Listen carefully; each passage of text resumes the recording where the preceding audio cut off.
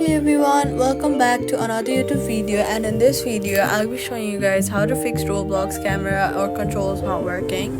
If the camera or controls face, first restart the app and your device. Swipe up from the bottom of your screen, find Roblox and then swipe it away. After that, go ahead and restart your phone, then reopen Roblox. Then go ahead and check your in-game settings to ensure camera and control options are correctly configured. Click on your profile icon.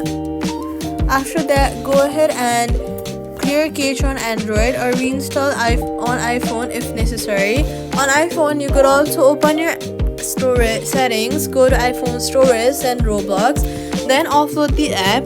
This will free up storage used by the app, but it keeps documents and data. Reinstalling the app will place back your data if the app is still available for download. After that, reinstall your app. Then, you're going to avoid low power mode as it can affect controls.